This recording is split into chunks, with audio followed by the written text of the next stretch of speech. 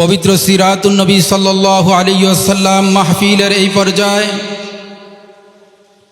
অত্যন্ত গুরুত্বপূর্ণ আলোচনা পেশ করবেন।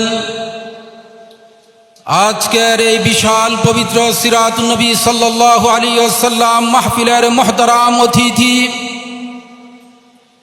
শাইখুল ইসলাম আল্লামা শাহ আহমদ শফি রহমতুল্লাহি আলাইহি ও শাইখে দেওনা দামাত বারাকাতুহুম আলিয়ার সুযোগ্য খলিফা, দেশের প্রখ্যাত মুফাসসিরে কুরআন, বর্ষিয়ান আলিম দ্বীন, রাবিতাতুল ওয়াইজিন বাংলাদেশের মুহতারাম সভাপতি, দেশের জননন্দিত মুফাসসির শাইখুল হাদিস হযরত মাওলানা আব্দুল বাসেত খান সিরাজি বয়ান পেশ করবেন। শাইখুল হাদিস হযরত আব্দুল বাসেত খান সিরাজি বারাকাল্লাহু ফি হায়াতিহি। ইন্নাল হামদালিল্লাহ نحمده ونستعينه ونستغفره ونؤمن به ونتوكل عليه ونعوذ بالله من شرور أنفسنا ومن سيئات أعمالنا من يهده الله فلا مضل له ومن يضلله فلا هادي له ونشهد أن لا إله إلا الله وحده لا شريك له ونشهد أن سيدنا وسندنا وحبيبنا وشفيعنا وطبيبنا وطبيب قلوبنا وأولانا ومولانا محمدا عبده ورسوله الذي يرسله بالحق إلى الخلق بشيرا ونذيرا وداعيا إلى الله بإذنه وسراجا منيرا. أما بعد فأعوذ بالله من الشيطان الرجيم. بسم الله الرحمن الرحيم. قل إن كان آباؤكم وأبناؤكم وإخوانكم وأزواجكم وعشيرتكم وأموال اقترفتموها وتجارة تخشون كسادها ومساكن ترضونها أحب إليكم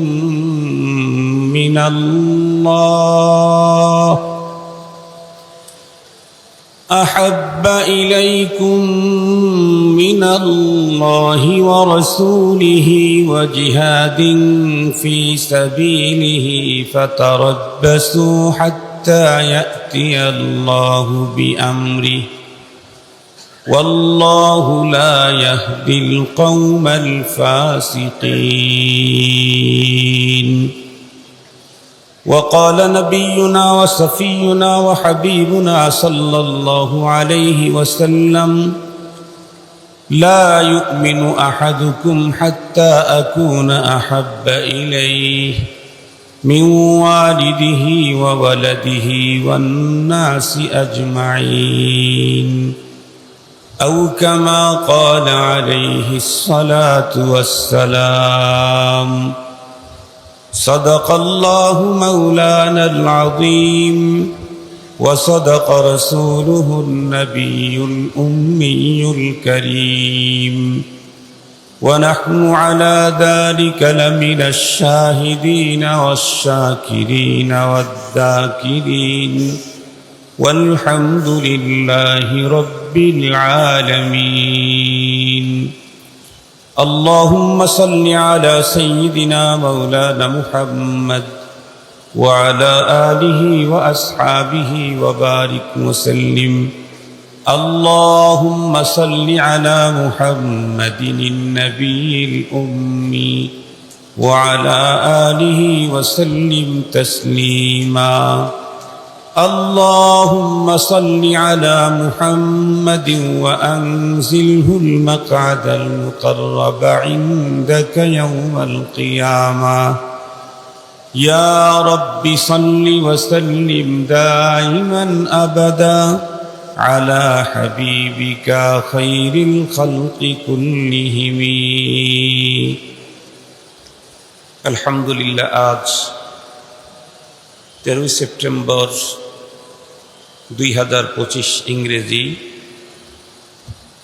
শনিবার দিনগত রাত কুমিল্লা জেলা আহলে সুন্নাত ওয়াল জামাত ইমাম পরিষদের ইন্তজামে আয়োজিত সিরাতুন নবী সাল্লাল্লাহু আলাইহি ওয়াসাল্লাম মাহফিলের সদরে ইজলাস সম্মানিত সভাপতি মুআজ্জাজ হযরত বুজুর্গ উলামায়ে কেরাম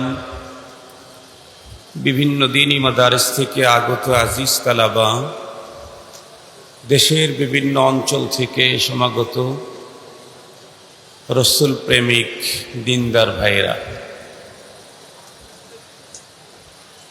আজকের মাহফিল কখন থেকে শুরু হয়েছে, কতটা পর্যন্ত চলবে এ ব্যাপারে আমার কোনো মালুমাত নেই। তবে ওয়াইজিনদের সিরিয়ালে মনে হচ্ছে হয়তো অনেক আগ থেকে চলতেছে, না হয় অনেক পর পর্যন্ত যাবে, কারণ খুতাবাদের লম্বা সিরিয়াল আছে। আজকের মাহফিলটা নির্ধারিত একটা সাবজেক্টের উপরে আলোচনা। মাহফিলের নামই হচ্ছে সিরাতুন নবী সাল্লাল্লাহু আলাইহি ওয়াসাল্লাম সম্মেলন। সঙ্গত কারণে এখানে অন্য কোনো সাবজেক্ট, অন্য কোনো বিষয়ের উপরে আলোকপাত করাটা অসুন্দর হবে। নবী আলাইহিস সালামের সিরতের উপরে আলোচনা করাটাই যথাযথ হবে। সাবজেক্ট যদিও একটা সিরাতুন নবী সাল্লাল্লাহু আলাইহি ওয়াসাল্লাম, কিন্তু এই এক সাবজেক্ট এত বিশাল, সহজে বুঝবার জন্য বলা যেতে পারে বঙ্গোপসাগর তো একটাই, কিন্তু বাংলাদেশের সব খাল বিল নদী নালা পুকুর মিলেও এক বঙ্গোপসাগর সমান হবে না। বঙ্গোপসাগর সাগর কয়টা? একটা। কিন্তু এদেশের যত হাজার খাল বিল নদী নালা পুকুর আছে সবগুলি মিলালেও একটা বঙ্গোপসাগর হবে না। সিরাতুন নবী সাল্লাল্লাহু আলাইহি ওয়াসাল্লামের এই বিষয় একটা, নবীজির সিরত, কিন্তু এটি তো সাগরের চাইতেও আরো বড় মহাসাগর। তবে আলহামদুলিল্লাহ আমার জন্য একটু সুবিধা হয়েছে, এখান থেকে বিশেষ একটা সাবজেক্টের উপরে বিশেষ একটা দিক নিয়ে আমাকে আলোচনা করার জন্য বলা হয়েছে। সেটি হচ্ছে ইশকে রাসূল সাল্লাল্লাহু আলাইহি ওয়াসাল্লাম, মহানবীজির প্রেম ভালোবাসা। এই সাবজেক্টের উপরে আমাকে আলোচনা করার জন্য বলা হয়েছে। তো ইশকে রাসূলের ব্যাপারে আমি দুই তিনটা দিকে কথা বলব। এক নাম্বার হচ্ছে নবী প্রেম মুসলমানদের জন্য কতটুকুন জরুরি, এক নাম্বার। দুই নাম্বার হচ্ছে রসুল প্রেম প্রমাণ করার পদ্ধতি কি। আমি কেমনে বুঝবো যে আমার মধ্যে নবী প্রীতি আছে, অথবা আমার ভাই, আমার বাবা, আমার মা, আমার রিলেটিভ, আমার আপনজন, তাদের ভিতরে রসুল প্রেম আছে, এটা আমি বুঝবো কেমনে? এই দুইটা বিষয় নিয়ে আমি আপনাদের খেদমতে আলোচনা করব। প্রথম নাম্বার কথা হলো রসুল প্রেম ঈমানের অঙ্গ। রসুল প্রেম কি বলেন? ঈমানের অঙ্গ। তার মানে রসুল প্রেম ছাড়া মুমিন হওয়ার কোনো সুযোগ নাই। যে বলবে আমি মুমিন, তার অন্তরে রসুলের প্রতি প্রেম, ভালোবাসা, মোহাব্বত থাকতে হবে। এখন যে বলবে আমি মুমিন, তার ঈমানের প্রমাণ করতে গেলে নবী প্রেম বাদ দিয়া ঈমানের প্রমাণ সম্ভব না। কিন্তু কথা হলো, কতটুকু নবী প্রেম আমার অন্তরে থাকা দরকার, কতটুকু রসুল প্রীতি আমার অন্তরে থাকা দরকার। এই প্রসঙ্গে সর্বপ্রথম পবিত্র কালামুল্লাহ থেকে খুতবার ভিতরে যে আয়াতে কারিমা তেলাওয়াত করেছি, সে আয়াতে কারিমার তর্জমাটা আপনাদেরকে শোনায় দিলে অনেকটাই আন্দাজ করতে পারবো আমরা যারা নিজেদেরকে মুমিন বলে দাবি করি, নারী আর পুরুষ, তাদের অন্তরে রসুল প্রেমটা কতটুকুন হতে হবে। এ ব্যাপারে খুদ রব্বুল আলামিনের বক্তব্য, ওয়াজ, তার অর্ডার আমি আপনাদের খেদমতে পেশ করছি। আল্লাহ তাআলা বলেন, قل إن كان آباؤكم وأبناؤكم وإخوانكم وأزواجكم وعشيرتكم وأموال اقترفتموها وتجارة تخشون كسادها ومساكن ترضونها أحب إليكم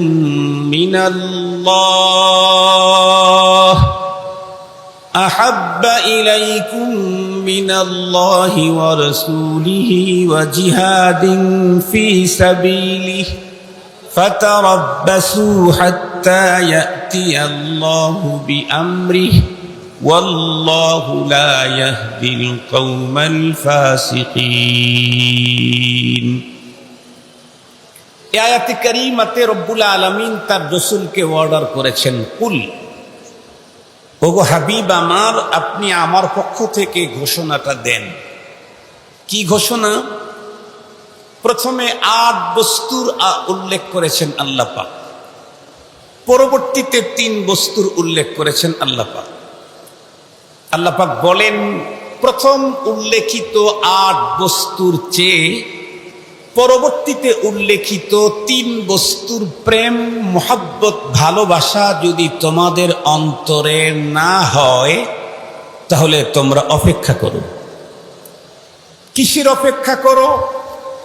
অপেক্ষা করো ফাতারাব্বাসু। এই ফাতারাব্বাসুটাকে সুন্দর করে সকলকে বোঝাবার জন্য একটা মিসাল দিলে খুব ভালো বুঝবেন। আপনাদের মনে পড়ে কিনা, আমরা যখন ছোট ছিলাম অনেক সময় আব্বু আম্মুকে বলে গেছে ওকে যথা টাইমে বিদ্যালয়ে পৌঁছিয়ে দিও। সে বিদ্যালয় মাদ্রাসা বিদ্যা না জাগতিক বিদ্যা, এটাকে ভাগ করলাম না, যে কোনো বিদ্যালয়ে পাঠায় দেওয়ার কথা বলেছে। মাদ্রাসা মাদ্রাসা, স্কুল স্কুল। কিন্তু ছোটবেলায় তো পড়ালেখার চাইতে খেলার প্রতি আগ্রহ বেশি থাকে সবারই। সেই হিসাবে খেলতে গেছি, খেলার সাথীদের সাথে খেলতে অ্যাড হয়ে গেছি। আম্মু, কথার কথা বলি, আম্মু পর্দা করেন, তো আম্মু বাসার ভিতর থেকে ছোট আওয়াজে ডাকতেছেন, তোমার কিন্তু বিদ্যালয়ে যাওয়ার টাইম হয়েছে, দ্রুত চলে আসো। আমি বুঝলাম যে আমার আম্মু তো বোরকা ছাড়া বাইরে বের হয় না, পর্দা করে। সুতরাং এখান থেকে সরে একটু দূরে গেলেই আম্মুর নাগালের বাইরে আমি চলে গেলাম। এই জন্য অন্য সাথীদেরকে চোখে চোখে চোখ মিলায়া কন্ট্যাক্ট করে অন্য জায়গায় খেলার সামগ্রী নিয়ে দূরে চলে গেলাম। মার আমাকে পেল না। খেলতেছি তো খেলতেছি, ছোটবেলার খেলা কিন্তু দুপুরের খাবারের চাইতে অনেক বেশি মজা। এই জন্য খেলতে খেলতে সন্ধ্যা হয়ে যায়। বাবা মা কষ্ট বোধ করে, কিন্তু ছেলে আনন্দ বোধ করে। একটা পর্যায়ে বাবা নির্ধারিত টাইমে বাসায় এসে প্রথমেই জিজ্ঞাসা করেছেন, ছেলে কই? মা তখন বললেন, আপনার সন্তানকে তো যথাসময়ে মাদ্রাসায় বা বিদ্যালয়ে পৌঁছিয়ে দেওয়ার জন্য চেষ্টা করলাম, ও তো এখান থেকে দূরে চলে গেল লোকদের ভিতরে, আমি তো সেখানে যেতে পারিনি। বাবা তখন সিরিয়াসলি রাগান্বিত, হাতের ভিতরে একটা লাঠি নিয়ে আমাকে খুঁজতে বের হলেন। একটু সামনের দিকে এগোতেই আমি দেখি নাই, কারণ আমি খেলায় মগ্ন। আমার খেলার সাথীদের কারো দৃষ্টিগোচর হয়ে গেছে যে আব্বুর হাতে লাঠি নিয়ে আসছে। সে খুব দ্রুতই আমাকে আঘাত করে হোক অথবা ধাক্কা দিয়ে হোক অথবা মুখে আওয়াজ করে হোক বলল, এই এখনো খেলছো? সে আজদাই লাইতেছে। এ কথা বলতেই আমি তো ঝাইরা পিটা দৌড়। আব্বাজানও রাগের কারণে উনিও আমার কিছু পিছু নিলেন, উনিও একটু দৌড় দিলেন। আব্বার গতির চাইতে আমার গতি অনেক বেশি, কারণ আব্বু তো বড় মানুষ, দৌড়াতে পারে না, লজ্জা। আমার তো ঝামেলা নেই। আমি একটু দৌড়ায় যাই আর পিছনের দিকে তাকাই যে আমার আজরাইলের অবস্থাটা কি। দেখি যে উনি দাঁড়িয়ে গেছেন, তো আমিও দাঁড়ায় যাই। আব্বু তখন আবারও চোখ রাঙিয়ে লাঠিটা হাতের ভিতরে নিয়ে আবার 2-3 কদম আগাতেই আমার ততক্ষণে গতি উঠছে, পিক আপ উঠছে 120 কিলোমিটার। কারণ যদি ধরা খাই তাইলে তো জিন্দিগির সব মিশা করে ফেলবে। বাবা 2-3 কদম এগোনের পরে দেখতেছেন আমি অনেক দূরে চলে গেছি, বাবার আগাচ্ছেন না। আমিও পিছনের দিকে চেয়ে দেখি আব্বু দাঁড়িয়ে আছেন, আমিও দাঁড়িয়ে গেলাম। আব্বু তখন কি বলেন, চোখ রাঙিয়ে রাগান্বিত হয়ে ছড়িটাকে উঁচু করে ঝাঁকাতে থাকেন আর বলতে থাকেন, দাঁড়া। এই দাঁড়া মানে কি? আব্বা আমার কাছে আসলেই আমাকে চকলেট দিবেন। তা দাঁড়াইতে বললেন যে, এ দাঁড়া মানে কি? পুরস্কার না পানিশমেন্ট? পানিশমেন্ট। আল্লাহর কোরআনে আল্লাহ পাক বললেন, 8 বস্তুর চাইতে তোমার অন্তরে যদি 3 বস্তুর মায়া বেশি না হয় তাহলে ফাতারাব্বাসু, দাঁড়া। তার মানে পুরস্কার দিবেন, পানিশমেন্ট দিবেন। পরক্ষণেই কালামুল্লাহ আল্লাহ স্পষ্ট বলেন, হাত্তা ইয়াতি আল্লাহু বিআমরি, দাঁড়াও, রব্বুল আলামিনের শাস্তির হুকুম এসে পড়বে। তার সার কথা হলো, 8 বস্তুর চাইতে 3 বস্তুর মায়া প্রত্যেকটি মুমিনের অন্তরে বেশি হতে হবে, দুনিয়া এবং আখেরাতে খোদাই আযাব গজব পানিশমেন্ট থেকে মুক্তি পেতে চাই। কোন 8 বস্তুর চাইতে কোন 3 বস্তুর মায়া বেশি হতে হবে? আমি বলি, আপনারা শোনেন। ইনকানা আবাউকুম, আমাদের পিতা মাতা। 8 বস্তুর ভিতরে 1 নম্বরে পিতা মাতা। আবনাউকুম, সন্তানাদি। ইখওয়ানুকুম, ভাই বোন। আজওয়াজুকুম, স্বামী স্ত্রী, একে অপরের প্রতি যে মায়া হয়।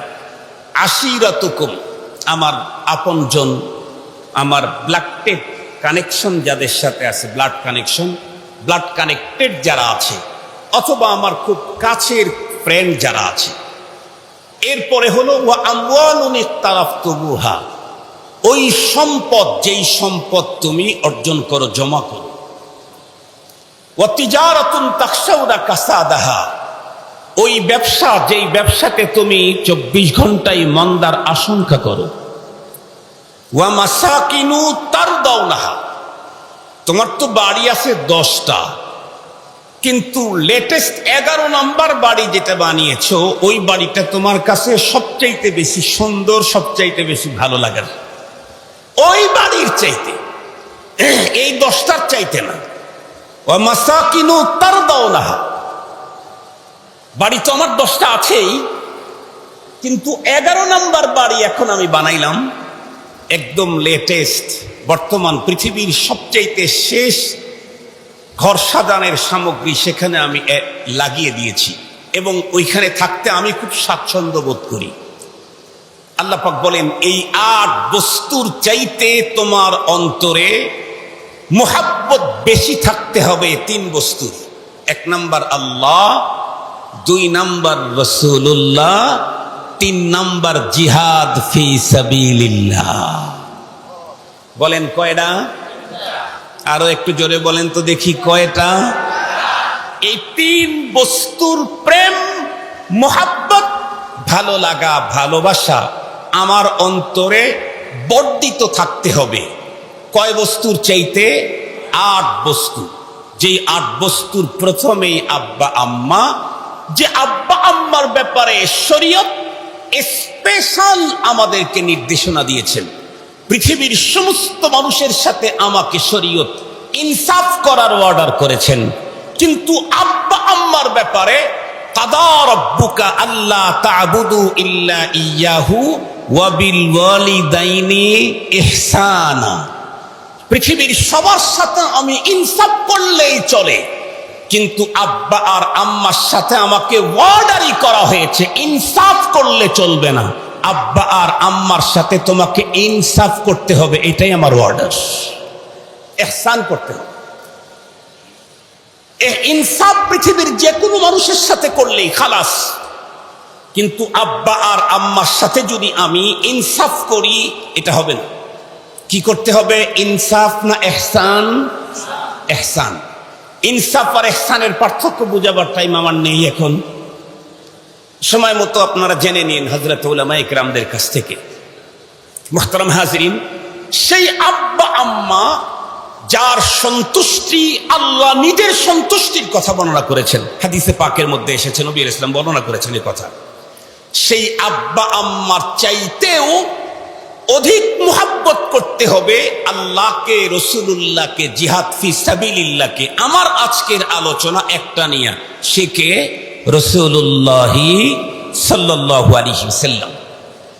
তাহলে কোরআন স্পষ্ট বলে দিল, আমার পিতামাতা, আমার সন্তান, আমার স্ত্রী, আমার ভাই বোন, আমার ব্লাড কানেক্টেড, আমার কোনো বন্ধু বান্ধব, ফ্রেন্ড সার্কেল, আমার সম্পদ, আমার ব্যবসা, এমনকি আমার বসবাসের ঘর, এগুলির প্রতি আমার যেই পরিমাণে মায়া আছে তার চাইতে অধিক মায়া হতে হবে মুহাম্মাদুর রাসূলুল্লাহ সাল্লাল্লাহু আলাইহি ওয়াসাল্লামের প্রতি। রসুল প্রেম আমার অন্তরে কতটুকুন থাকতে হবে, এটা কোরআনের নির্দেশ। এবারে আসেন, রসুল সাল্লাল্লাহু আলাইহি ওয়াসাল্লাম উনি তার মুহাব্বতের ব্যাপারে কোনো নির্দেশনা, কোনো কথা কি বলেছেন? জি, রসুল করিম সাল্লাল্লাহু আলাইহি ওয়াসাল্লাম নিজেও বলেছেন। তবে নবী আলাইহিস সালাম যা বলেছেন এগুলি নবীজির জবান থেকে বের হলেও বলাইছেন যেন কে? আল্লাহ। ওয়ামা ইয়ানতিকু আনিল হাওয়া ইন হুয়া ইল্লা ওয়াহয়ুন। নবীজি যা বলেছেন সবগুলাই ওহী। সঙ্গত কারণে আমি এখন যেটা বলবো সেইটাও ওহী। ওহী কার কাছ থেকে আসে? আরেকটু জোরে বলেন, ওহী কার কাছ থেকে আসে? আল্লাহর কাছ থেকে ওহী আসে। আমাদের দেশে অনেকের কাছে এপার ওপার থেকেও আসে, এপার ওপার থেকেও আসে। এবং আমাদের দেশের অনেক মুসলমান এমন আছে, আল্লাহ পাকের পক্ষ থেকে যে মেসেজ এসেছে সে মেসেজের কোনো মূল্যই যেন তার কাছে নাই, এর চাইতে ওপারের মেসেজের গুরুত্বই বেশি। এরকম লোক আছে না নাই? শুধু আছে না, বরং সে নিজেকে 1 নম্বরের মমিন বলে দাবিতে কখনোই পিছে থাকে না।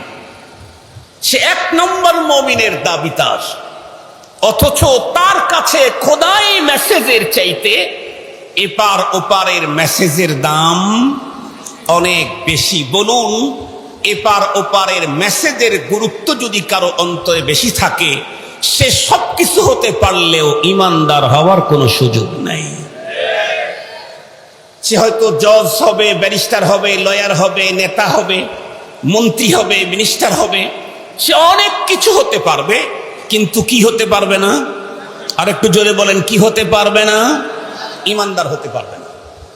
মুহতারাম হাজিরিন, খুব ভালো করে কথাটা বুঝবেন। রাসূল করিম সাল্লাল্লাহু আলাইহি ওয়াসাল্লাম নিজে তার মুহাব্বত কতটুকুন আমাদের অন্তরে রাখতে হবে এ ব্যাপারে আল্লাহ পাক তার রাসূলের মুখ দিয়ে আবার স্পেশালি শব্দও আল্লাহ বলে দেন নাই, মানা বলে দিয়েছেন। নবীজি তার নিজের শব্দেই বলেছেন, লা ইউমিনু আহাদুকুম হাত্তা আকুনা আহাব্বা ইলাইহি মিন ওয়ালিদিহি ওয়া ওয়ালাদিহি ওয়ান নাসি আজমাইন। এক কথায় পৃথিবীর যত রঙের, যত ঢঙ্গের, যত আপন, যত কাছের, যত মানুষ হতে পারে, এক কথা, পৃথিবীর যত রঙের, যত ঢঙ্গের, যত কাছের, যত মানুষ হতে পারে, সবার চাইতে অধিক মুহাব্বত যদি মুহাম্মাদুর রাসূলুল্লাহ সাল্লাল্লাহু আলাইহি ওয়াসাল্লামের আমাদের অন্তরে না হয়, আমার রাসূল বললেন, তাহলে তুমি পুরাপুরি মুমিন হতে পারবা না। পুরাপুরি মুমিন হতে চাইলে নবী প্রেম হতে হবে সবকিছুর চাইতে বেশি, এমনকি আমার নিজের জীবনের চাইতেও বেশি হতে হবে। সাইয়েদনা হযরতে ফারুক আযম রাদিয়াল্লাহু তাআলা আনহু রাসূল করিম সাল্লাল্লাহু আলাইহি ওয়াসাল্লামকে একবার বলতেছিলেন, ওগো আল্লাহর হাবিব, পৃথিবীর সব কিছুর চাইতে আপনাকে আমার কাছে অনেক প্রিয়, অনেক বেশি মোহাব্বত লাগে, কিন্তু আমার নিজের চাইতে বেশি লাগে না। বিশ্বনবী বললেন, তাহলে তো এখনো তো তুমি পরিপূর্ণ মুমিন হতে পারো নাই, আমার এখনো হয় নাই। হযরতে ওমরে ফারুক রাদিয়াল্লাহু তাআলা আনহুর সাথে সাথে আল্লাহ তাআলা তার অন্তরে তার নিজের জীবনের চাইতেও রাসূল প্রেম অধিক ঢুকায় দিলেন। উনি আবার বললেন, এখন আমার কাছে আমার জীবনের চাইতেও আপনার মুহাব্বত আমার অন্তরে বেশি। সুবহানাল্লাহ। এটা কি শুধু হযরত ওমরে ফারুক রাদিয়াল্লাহু তাআলা আনহু একাই দেখাইছেন? সমস্ত সাহাবায়ে কেরামের একই কন্ডিশন ছিল, নিজের জীবনের চাইতেও রাসূল করিম সাল্লাল্লাহু আলাইহি ওয়াসাল্লামকে অধিক মুহাব্বত করেছেন। শুধু সাহাবীদের যুগেই নিজের জীবনের চাইতে রাসূলকে বেশি মুহাব্বত করার লোক ছিল না, আজকের পৃথিবীতেও নিজের জীবনের চাইতে রাসূলকে বেশি ভালোবাসা দেওয়ার লোক হাজার হাজার লাখ লাখ আছে। বিগত সময়ে শাপলা চত্বরে তার প্রমাণ হয়েছে।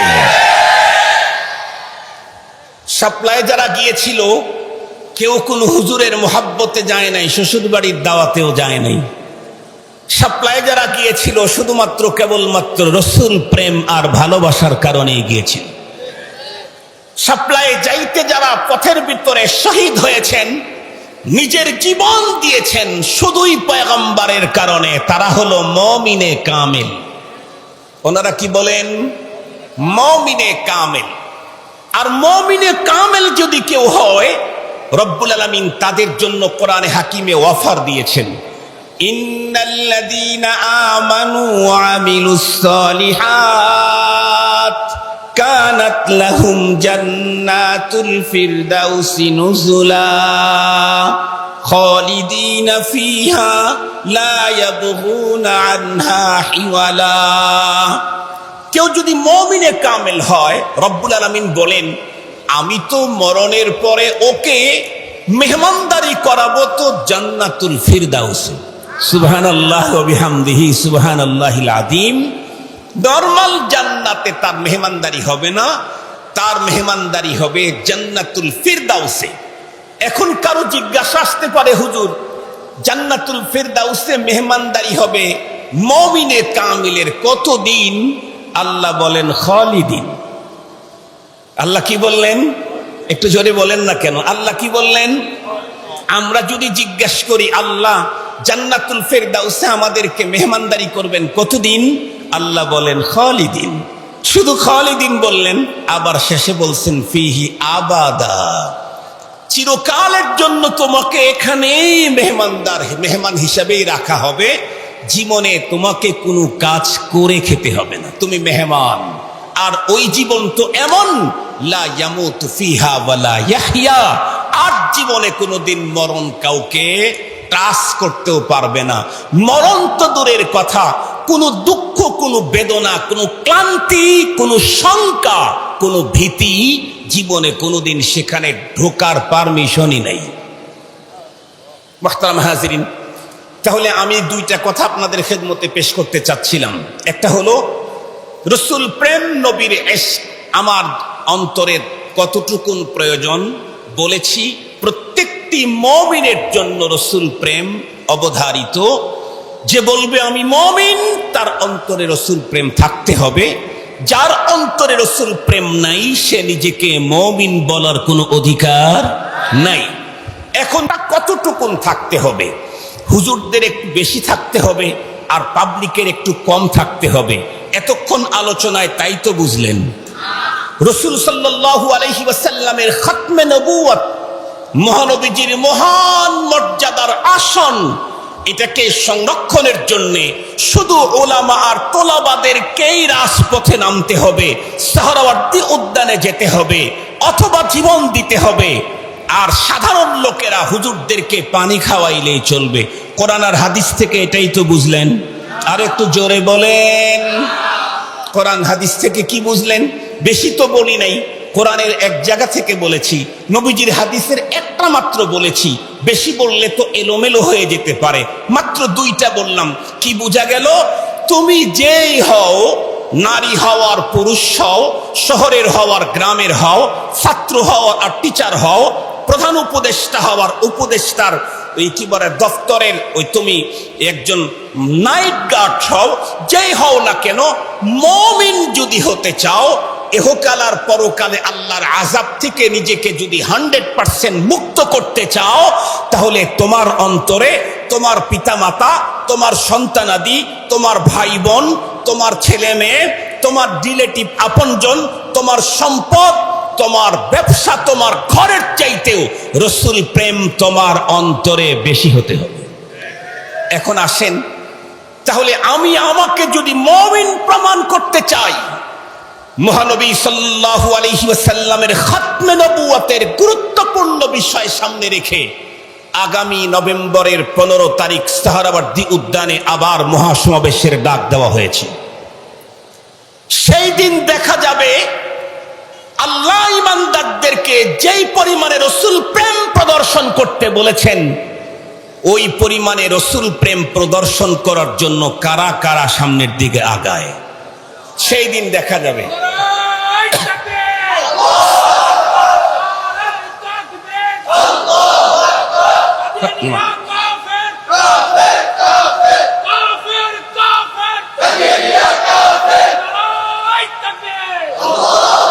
মুহতারাম হাজিরিন, সময় যেহেতু খুব বেশি না, আমি আমার কথাটা আপনাদেরকে বুঝাইতে পারলেই আমি সফল, সাকসেস।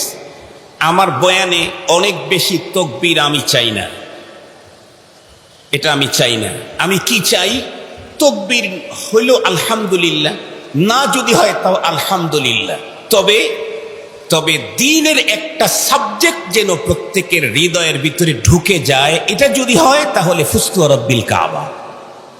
তাহলে আমি মনে করি আমার বয়ান সফল, আমার আশা সফল, আমার কষ্ট করা সফল।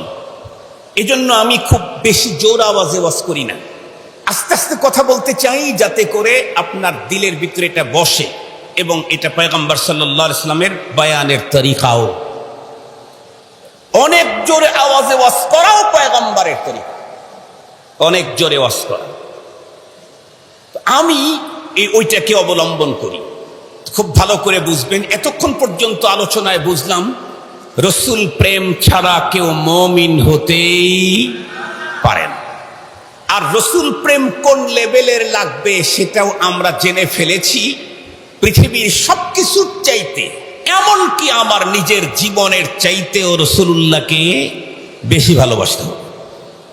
আলহামদুলিল্লাহ, আমাদের দেশের মানুষ আমরা প্রত্যেকে কথায় বড় এক্সপার্ট। বর্তমান সময়ের মানুষ লাসান, কথায় এক্সপার্ট, কাজে আমরা এক্সপার্ট না। খায়রুল কুরুনের মানুষগুলি ফাআল ছিলেন, কাজে এক্সপার্ট ছিলেন, কথা কম বলতেন।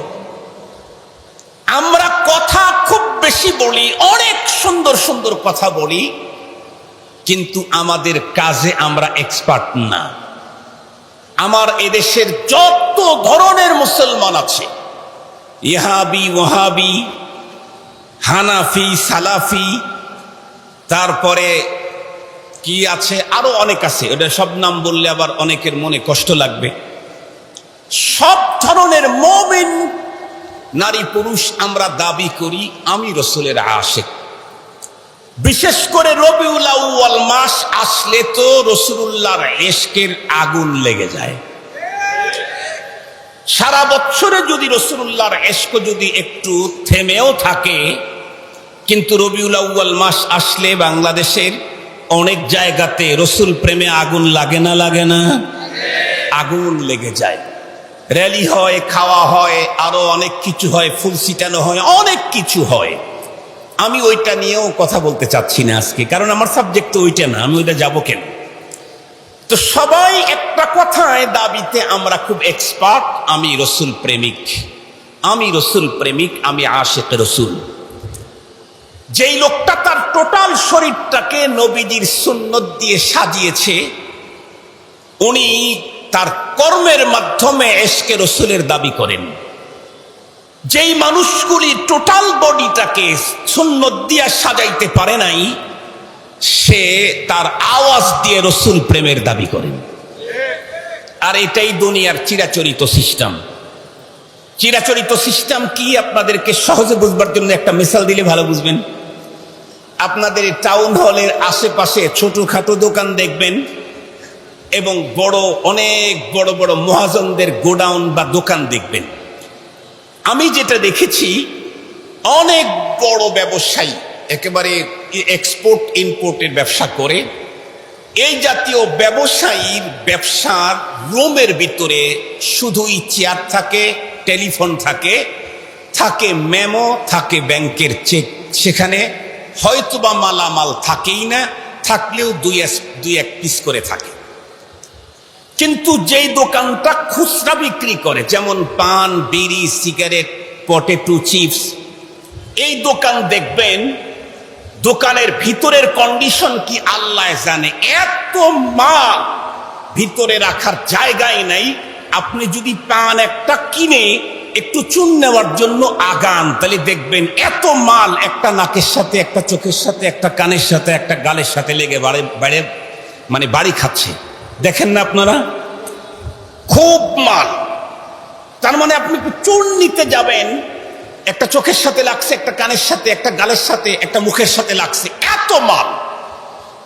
যারা সাধারণ মানুষ চিন্তাশীল না, তারা চিন্তা করে আল্লাহ, এই লোকের যে কি পরিমাণে পুঁজি আর কি পরিমাণে অ্যাসেট, কি পরিমাণে মাল, ভিতরে জায়গা পাচ্ছে না, বাইরে একেবারে শাটারের সাথে চতুর্দিক দিকে ঝুলায় রাখছে, একটু প্রাণে চুন নিতে যাব তাই পারতেছি না, এত মাল।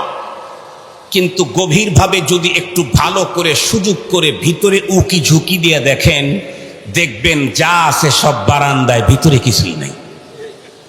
ঠিক বললাম না? ঠিক বললাম? যা আছে সব কোথায়?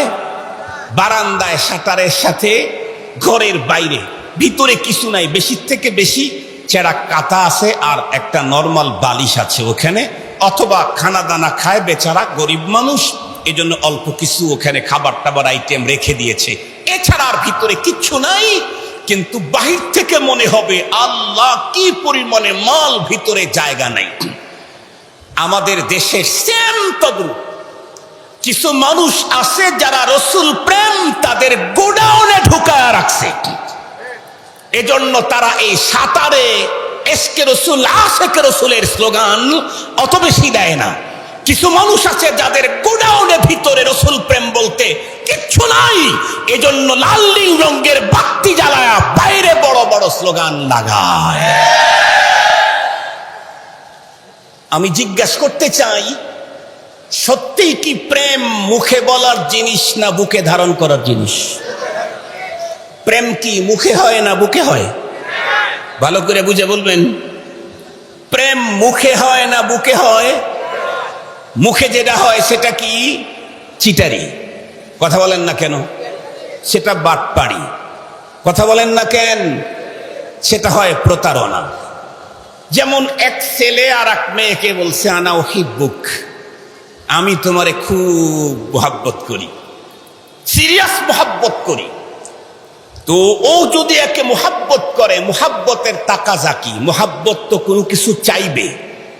মোহাব্বতের তাকাজা হলো যে যাকে মোহাব্বত করে সে তার মানসা পূরণের জন্য নিজের জীবনটাকে দিতেও দ্বিধা করে না। আর এই পোলায় ওই মাইয়াডারে বলছে আমি তোরে মোহাব্বত করি, কিন্তু একদিন কফিও খাওয়াইতে নিয়ে যায় না। তাইলে বোঝা গেল ও মুখে মুখে মোহাব্বতের স্লোগান দিয়েছে, ও প্রতারক। কথা বলেন না কেন? ও কি প্রতারক। মোহাব্বতের তাকাজা হাকিকি প্রকৃত মোহাব্বত যদি হয়, এটা মুখে হয় না, কিসে হয়? বুকে হয়। আর বুকে যদি কারো প্রেম বসে যায়, তখন সে তার চোখ দিয়ে শুধু তার প্রেমিকাকেই দেখতে পায়, অন্য কাউকে তার চোখে পড়েই না। মজার দুইটা ঘটনা আপনাদেরকে শোনাই, তারপরে আমাদের জীবনের সাথে রসুল প্রেম কতটুকুন আছে থার্মোমিটার দিয়ে চেক করে আমি এখান থেকে চলে যাব ইনশাআল্লাহ। ইনশাআল্লাহ। মুহতারাম হাজিরিন, জুলাইখার নাম শুনছেন, ইউসুফ আলাইহিস সালামের নাম শুনছেন, শিরিন নাম শুনছেন, ফরহাদের নাম শুনছেন, লাইলির নাম শুনছেন, মজনুর নাম শুনছেন। আমরা পড়েছি আমার উস্তাদের কাছে, ওনার বাড়ি মিরসরাই ছিল। হুজুর একটা কিতাব আমাদেরকে পড়াইতেন, ইউসুফ জুলাইখা, আল্লামা জামি রহমাতুল্লাহি আলাইহির লেখা, অনেক মোটা কিতাব। সারা বছর শুধু হুজুরের কাছে সূরা ইউসুফের তাফসীর পড়ছি, আর পড়ি নাই। সারা বছর 10 পারা কোরআন তরজমা ছিল, হুজুর সারা বছরে 1 পারা পড়াইছেন। উনি ওইখানে ঘটনা বর্ণনা করতেছিলেন, হুজুর ওইটা কবিতা শেরের কিতাব। তো একদিন মজনু ছিল হলো রাজপুত্র, রাজার ইন্তেকালের পরে সে নিশ্চিত রাজা, নিশ্চিত, কারণ রাজতন্ত্র। কিন্তু এই মজনু, ওর নাম আসলে মজনু, নাম তো কায়েস। আমরা যেমন সুস্থ মানুষ মেধায় যদি প্রবলেম হয় তারে নামে বলি না, পাগল বলি। এই পাগল, এই মজনু মানেও পাগল। তো পরে সবাই ওরে পাগলই বলে, মজনুই বলে, এটা নামের মতো হয়ে গেছে। বাদশা চিন্তা করলো, আমার ছেলে এত বড় বিশাল রাজত্ব রেখে একজন মেয়ের পিছনে এই পরিবারে পাগল হইল, এত বড় প্রেমে পড়লো, তো মেয়েটার একটু চেহারা দেখা দরকার, তুমি দেখে আসি তো একদিন কি চেহারার অধিকারী, যে রাজত্ব তার কাছে কিছু না। তো একদিন রাজা তো প্রটোকল দিয়েই লাইলির বাসায় গেছে, গিয়া দেখে ইন্না লিল্লাহি ওয়া ইন্না ইলাইহি রাজিউন, কালাডার মধ্যেও 3 নাম্বার। কি বললাম? সুন্দরের মধ্যে 3 নাম্বার বলি নাই, কালাডার মধ্যে 3 নাম্বার। আপনাদেরকে ভালো করে বুঝাবার জন্য বলছি, একটু মোবালাগা করলাম আর কি। এই অবস্থা দেখে বাদশা অবাক হয়ে লাইলিকে জিজ্ঞেস করছে, আজদিগার খুবাতু আফজুনিস্তি, এই মাইয়া, তুমি তো অন্য 10টা সুন্দরী মেয়ের মতো না, ফার্স্ট লেডি তো নাই, তুমি তো লাস্ট লেডি বলা চলে না। এরপরে আমার ছেলের কাছে তোমার দাম আমার রাজত্বের চাইতে বাড়লো কেন? তখন ওই কালাডার মুখ থেকে হীরামানিক মুক্তার চাইতে দামি কথা বের হয়েছে। আপনারা আবার তারে কালামানিক বানাইেন না,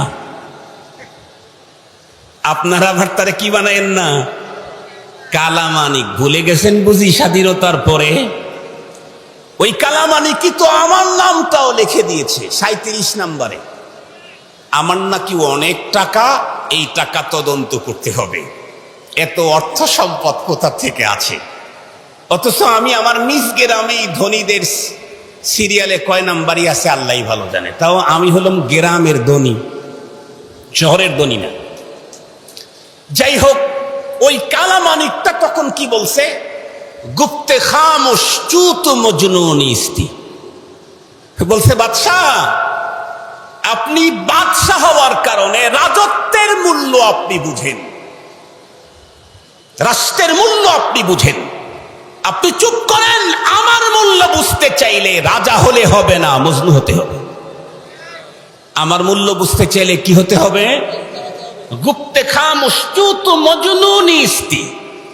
এরপরে কি বলছেন, दीदाए मजनू अगर बूदे तोरा, दीदाए मजनू अगर बूदे तोरा, हर दो आलम बेखबर बुदे তোরা।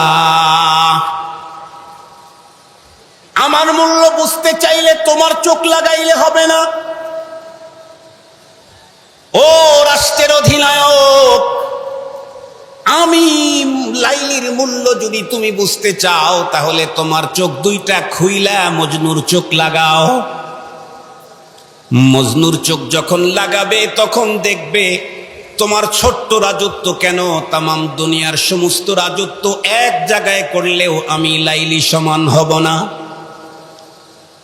পৃথিবীর আশিক রাসূলদেরকে বলতে চাই, তুমি তোমার ওই চোখ দিয়া পয়গম্বরের দিকে তাকাইলা, জিন্দেগিতেও কোনোদিন তুমি প্রকৃত আশিক হতে পারবা না। পয়গম্বরের আশিক হতে চাইলে সাহাবী মার্কা চোখ তোমার চোখের মধ্যে লাগানো ছাড়া গতি নাই। সিদ্দিকী চোখ লাগাও, ফারুকী চোখ লাগাও, হযরত উসমান হযরত আলী মার্কা চোখ লাগাও। তাহলে তোমার কাছে বাংলাদেশের নেতৃত্ব চেয়ার, পাকিস্তান আর ইন্ডিয়ার নেতৃত্ব চেয়ার, বাররে সগীরের নেতৃত্ব আর চেয়ার, তামাম আলমের চেয়ার তোমার কাছে পয়গম্বরের চাইতে কোনোদিন বড় মনে হবে না। সব তোমার কাছে হিচে নিচ মনে হবে, সবচাইতে বড় মনে হবে মুহাম্মদুর রাসূলুল্লাহ সাল্লাল্লাহু আলাইহি ওয়াসাল্লাম। তো বলতেছিলাম প্রেম মুখে হয় না বুকে হয়। আবার বলেন, প্রেম মুখে হয় না বুকে হয়? মুখে যদি প্রেম হয় তাহলে সেটা কি প্রকৃত প্রেম না বাটপাড়ি, প্রতারণা? প্রতারণা। এই মজনুর একটা ঘটনা আপনাদেরকে শুনাই। মজনু যেহেতু প্রকৃতই প্রেমে পড়েছিল লাইলির, তার অবস্থা কি ছিল? আমার আপনার যদি রসুল প্রেমে এই অবস্থা হয় তাহলে আমি প্রকৃত আশিক। এজন্য কবি বলেছেন, মতব আজ ইশকে রু গরচে মজাজিস, মতব আজ ইশকে রু গরচে মজাজিস, কে আ বাহারে হকীকত কারে সাজিস, কে আ বাহারে হকীকত কারে সাজিস। আল্লাহ পাকের ইসের কিতাবের মধ্যে তো আমরা পড়েছি, আলাইকুম বিদিওয়ানি শুআরাইল জাহিলিয়াহ ফাইন্না ফীহি মাআনি কিতাবিকুম ওয়া তাফাসিরি কালামিকুম। আমাদেরকে তো বলা হয়েছে তোমরা এই জাহিলি যুগের কবিদের কবিতাও তোমরা পড়বা। কেন? সেখানেও তোমরা আল্লাহর কালামের তরজমা পেয়ে যাইবা। এই জন্য কবি বলেন, ইশক যদি মাজাজিও হয় তারপরেও তুমি সেখান থেকে তোমার চেহারাটাকে ঘুরায় নিও না। কেন? এই ইশক একদিন তোমাকে হাকিকি ইশকের দিকে পৌঁছায় দিবে। তার মানে আজকের দিনের ছোট্ট শিশু যে তার ঘরের ভিতরে ফুটবল অথবা ক্রিকেট নিয়ে খেলে, ওই একদিন বিশ্ব দরবারে জাতীয় খেলোয়াড় হয়ে যায়। ঠিক বললাম না? ঠিক বললাম? এই যে ছেলেটা ঘরের ভিতরে ক্রিকেট অথবা ফুটবল নিয়ে খেলে, সেই ছেলেটাই একদিন রপ্তা রপ্তা জাতীয় খেলোয়াড় হয়, বিশ্বের ভিতরে তামাম দুনিয়ার ভিতরে দেশের নামটাকে ছড়ায়। তো মজনু করছে কি? মজনু এক জায়গায় বসে মানে সবসময় ও লাইলি লাইলি লাইলি লাইলি বলে, খুব বলে, এবং মাঝে মাঝে এত বেশি ব্যথা হয় তখন হাত তুলে আবার আল্লাহ পাকের কাছে মোনাজাত করে। एक दी मजनू बखलवत गाहे राज, गुफ्ते ए परवरदिगारे बेनयाज, तू चेरा नामम ब मजनू कर दई, इश्क लाइली दर्द लम तू दादाई। মানুষ যখন খুব বেশি ব্যথায় ব্যথিত হয় তখন নবী রাসূলরাও আল্লাহ পাকের কাছে এই জাতীয় শব্দ বলে। أفحسب أم حسبتم أن تدخلوا الجنة ولما يأتكم مثل الذين خلوا من قبلكم مستهم البأساء والضراء وزلزلوا حتى يقول الرسول والذين معه متى نصر الله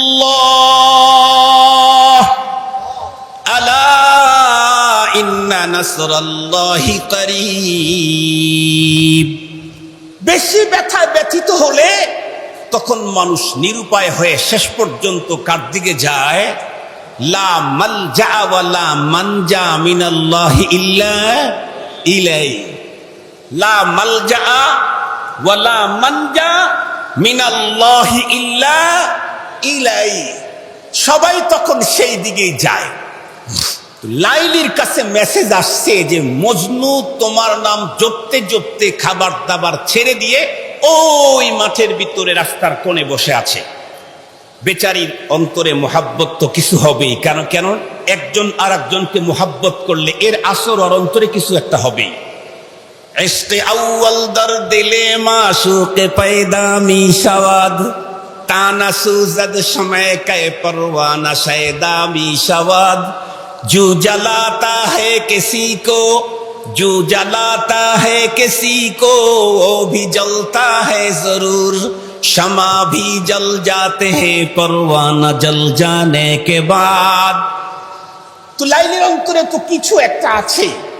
তো লাইলি তার কাজের ছেলেকে বলছে, এই তুই প্রত্যেক দিন সকালবেলা আমি দুধ গ্লাসের ভিতরে দেব, ওই আমার ওই পাগলটা ওই মাঠের ভিতরে রাস্তায় ওখানে লাইলি লাইলি করে বলে, ও না খেয়ে তো মরে যাবে, এটা দিবি আর বলবে এটা তোমার লাইলি পাঠাইছে।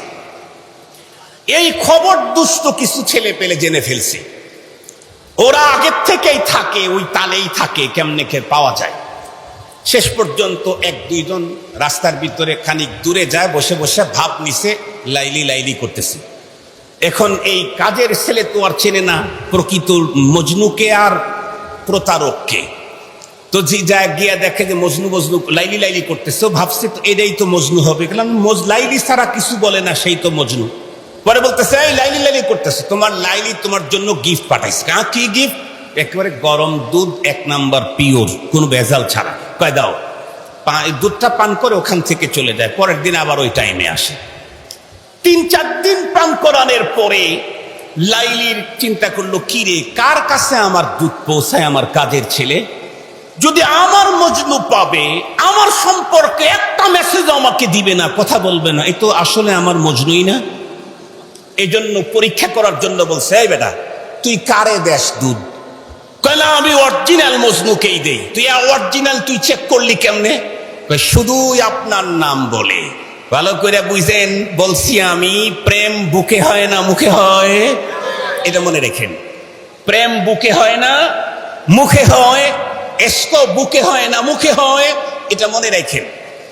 ওই ভদ্রলোক যে যুবক ওখানে দাঁড়িয়ে আছে, ওর প্রেম বুকে না মুখে? মুখে। আজ লাইলি আজকে বলতেছে, আজকে গিয়ে তুই টেস্ট করবি, আমি যে সিস্টেম শিখিয়ে দেব এটাতে যে পাশ করবে তারে দিবি, সেই প্রকৃত মজনু। কি আজকে শুধু দুধের পেয়ালা নিয়ে যাবি না, আরো 2টা পাত্র নিয়ে যাবি, একটা ছুরি নিয়ে যাবি আর একটা পাত্র নিয়ে যাবি।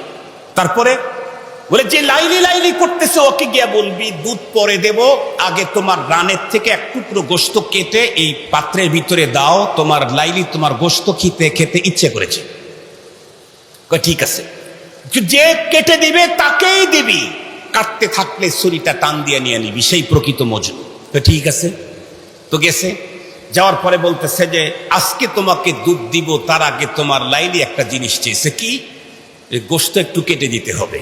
ও আস্তে করে উঠে বলে, আমি কি গোশত দেওয়ার মজনু, আমি দুধ খাওয়ার মজনু। ওই বেচারা বেয়াকুফ হয়ে গেল কাজের ছেলেটা, আরে আমি এতদিন কারে দুধ খাওয়াইলাম। পরে পিছনে গিয়া দেখে আর একটা এসে তার জটিল পদ্ধতিতে। তার মানে ও কয়েকদিন হয় বসে আছে, তো দুধও পায় নাই, পদ্ধতিতে একটু জটিল হবেই। বলতেছে, তুমি কি আসল মজনু? কথা বলে না, তার মানে আরো জটিল। এই তুমি মজনু নাকি? তোমার লাইলি পাঠাইছে গিফট। হ্যাঁ আমি তো। তাই তুমি প্রথমে একটু গোশত কেটে দাও, তারপরে তোমাকে দুধ খাওয়াবো। বলে 4 দিন পর্যন্ত যে দুধ খাইলো সে একটু কাটলো না, আমি না খেয়েই কাটবো? তাহলে বোঝা গেল এও প্রতারক। কথা বলেন না কেন? এও কি প্রকৃত না প্রতারক? প্রতারক। এরপরে গিয়া দেখে একটার অবস্থা একদম বেহাল দশা। পরে গিয়া বলছে, বলার সাথে সাথে বলছে, দাও আমার লাইলি আমার শরীরের কোন জায়গার কতটুকুন গোশত খেতে চায় দাও, আমি কেটে দিচ্ছি। যখন বলছে দাও কেটে দিচ্ছি, ওই যুবক তখন বুঝতে পেরেছে এই হলো প্রকৃত মজনু। মুহতারাম হাজিরিন, প্রকৃত আশিকে রাসূল কারা? শুধু মুখে মুখে ইশকে রাসূল আর ব্যানার লাগাইলে প্রকৃত আশিকে রাসূল হওয়া যায় না, প্রতারক হওয়া যায়। আশিকে রাসূলের প্রমাণ হয় কখন? রাসূলুল্লাহর খতমে নবুয়তের সংরক্ষণে জীবন দেওয়ার প্রশ্ন আসে যখন। প্রকৃত আশিকে রাসূলের প্রমাণ হয় কখন? পয়গম্বরের ইজ্জত রক্ষার জন্য রাজপথে রক্ত ঢেলে দিতে হয় যখন, তখন প্রকৃত আশিকে রাসূলের প্রমাণ হয়। আরো সহজ করে বুঝাইতে চাই আপনাদের, আমার ভাই যারা আছেন, বোন যারা আছেন, দূর থেকে শুনছেন, তাদেরকে আমি বলি, সত্যি করে বলেন, প্রেম কখনো মুখে হয় না, প্রেম হয় কোথায়? বুকে। আর বুকে যদি কারো বাসা বাঁধে, বাবা তাকে ঠেকায়া রাখতে পারে না, সমাজ তাকে ধরে রাখতে পারে না। কথা বলেন না কেন? সমাজ তাকে ধরে রাখতে পারে না। যা তার কুল তাকে তখন তারতম্য করে দেখাবার সুযোগ তখন তার থাকে না। প্রেমের ধরনটাই হলো এমন, যে যাকে মুহাব্বত করে তাকে ছাড়া পৃথিবীর আর কিছুই দেখতে পায় না। প্রেমের ধরনটাই হলো এমন। সঙ্গত কারণেই আমাদেরকে মৌলবাদ বললেও আমাদের কানের ভিতরে ঢোকে না, আমাদেরকে জঙ্গিবাদ বললেও আমাদের কানের ভিতরে ঢোকে না, আমাদেরকে মোল্লাতন্ত্রের ঝামেলা বললেও আমাদের কানের ভিতরে ঢোকে না। কেন?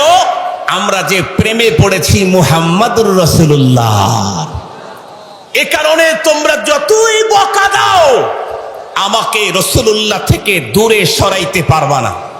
আমাকে যতই আঘাত করো, রাসূল থেকে আমাকে দূরে সরাইতে পারবা না। আমার দাড়ি দেখে তুমি যতই তিরস্কার করো, এটা আমার কানের ভিতরে ঢোকেই না। আমার টুপি দেখে তুমি যতই তিরস্কার করো, এটা আমার চোখে পড়েই না। আমার নবীর সুন্নাত আদায় করতে গিয়ে আমার লুঙ্গি, পায়জামা, প্যান্ট উপরে পরা দেখে তুমি যতই উপহাস করো, এটা আমার মাথার ভিতরে ঢোকেই না। আমি খাবারের প্লেট চেটে খেতে গেলে তুমি যতই আমাকে আনসোসাল বলো, তোমার আনসোসালের শব্দ আমার অন্তর পর্যন্ত যায় না। কেন? আমরা যে প্রেমে পড়ছি একজনের, উনি কে? রাসূলুল্লাহ। জোরে বলেন, উনি কে?